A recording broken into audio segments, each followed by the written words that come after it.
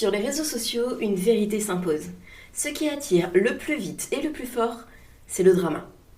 Un clash, une polémique, une querelle, et soudain, tout le monde regarde, commente et partage. Mais pourquoi cette mécanique fonctionne-t-elle si bien ? Le drama n'est pas une invention d'Internet. Depuis toujours, les histoires qui traversent les siècles sont celles où il y a conflit, tension, opposition. Les tragédies grecques, les contes populaires, les grandes sagas modernes reposent toutes sur le même ressort. L'obstacle, la confrontation, le choc entre des forces contraires. Ce que les réseaux sociaux ont changé, c'est la vitesse et l'ampleur de la diffusion. Là où autrefois un conflit restait circonscrit à un village ou à une scène de théâtre, aujourd'hui un simple désaccord entre deux créateurs peut enflammer des millions de spectateurs. Le drama est devenu le carburant de l'économie de l'attention. Quand il y a drama, il y a une tension dramatique qui s'installe immédiatement. Le spectateur n'est plus face à une information neutre, mais face à une question. Que va-t-il se passer ? Le cerveau humain est attiré par cette incertitude. On veut savoir qui a raison, qui a tort, comment la situation va évoluer. C'est la même mécanique qui nous pousse à binge-watcher une série. On cherche la résolution du conflit. Même une petite dispute prend soudain une valeur narrative, car elle introduit un avant, un pendant et un après. Sans conflit, une histoire s'aplatit. Avec du drama, elle respire, elle vit, elle accroche. Regardez les dramas entre youtubeurs. Quand deux créateurs s'opposent, ce n'est plus une simple vidéo. C'est une série avec épisodes, rebondissements, réponses en chaîne. Le public suit comme on suit une télé-réalité. Chaque vidéo devient un nouvel acte, chaque commentaire un nouveau chapitre. En France par exemple, il y a eu le clash entre Cyril MP4 et Mike Skies, qui a enflammé leur communauté. Tout est parti d'accusations de plagiat et de moquerie publique. L'un reprochant à l'autre de copier son style et ses idées, l'autre répondant par des vidéos critiques et des attaques personnelles.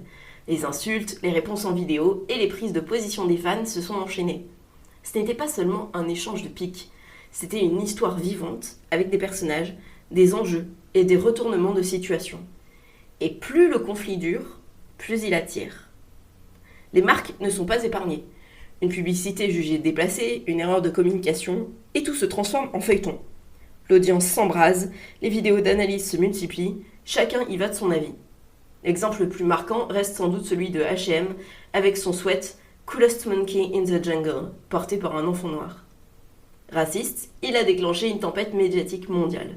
Même chose pour Dove, accusé d'associer la blancheur à la propreté dans une publicité très mal pensée. Ces polémiques se répandent parce qu'elles touchent à des questions sensibles et qu'elles permettent à chacun de réagir, juger, débattre. Plus la controverse est forte, plus la visibilité grimpe. Mais le phénomène ne concerne pas que les célébrités ou les grandes entreprises. Le drama fonctionne aussi dans des histoires plus simples. Une anecdote de bureau racontée sur TikTok, une embrouille de couple partagée avec humour, une trahison amicale transformée en récit captivant. Ce qui fascine, c'est l'universalité. Chacun peut se projeter dans une dispute ridicule qui dégénère au moment où tout a failli basculer. Ces petits dramas du quotidien déclenchent immédiatement des réactions, car chacun y retrouve une part de son vécu. Parfois, le drama naît d'une mise en scène volontaire. Souvenez-vous du cas de Poppi, cette marque de soda qui a envoyé de gigantesques distributeurs personnalisés à des influenceurs lors du Super Bowl. Plutôt qu'un simple cadeau, l'opération a été perçue comme ostentatoire, voire déplacée. Résultat, une avalanche de critiques, des vidéos call-out en série et une visibilité décuplée. Ce qui choque, amuse ou scandalise devient une histoire collective que l'on subit, que l'on commente et que l'on partage. Ce qui fait exploser le drama, ce n'est pas seulement le conflit en lui-même, c'est le mélange entre émotion et narration. Un clash attire parce qu'il met en jeu des valeurs, la justice, la loyauté, la réputation. Une polémique captive parce qu'elle pose des dilemmes, qui est du bon côté, qui exagère. Une dispute quotidienne devient virale parce qu'elle invite à prendre parti. Plus les gens ressentent, plus ils réagissent.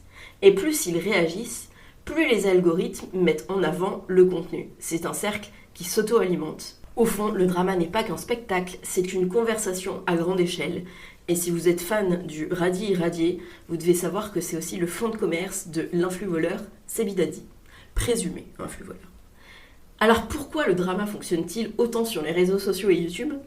Parce qu'il concentre tout ce que notre cerveau cherche dans une histoire. Du conflit, de l'émotion, de l'incertitude et une promesse de résolution. Qu'il soit grand ou petit, personnel ou collectif, Le drama nous force à regarder, à réagir, à choisir un camp. En somme, il nous fait vivre l'histoire au lieu de simplement l'écouter. Dans la Storywriting Academy, je ne vous promets pas de vous apprendre à utiliser le drama pour mieux enseigner, vendre ou représenter. Sauf si c'est bien manié. Alors, si jamais vous voulez apprendre à mieux représenter votre communauté, à mieux défendre vos valeurs, à vendre de meilleurs produits ou à donner de grandes leçons de la bonne façon, pourquoi ne pas apprendre à faire un petit scénario qui pourrait enflammer la toile et devenir viral ? Rejoignez-nous, le lien est comme d'habitude dans la description. Abonnez-vous pour plus de vidéos et à très bientôt.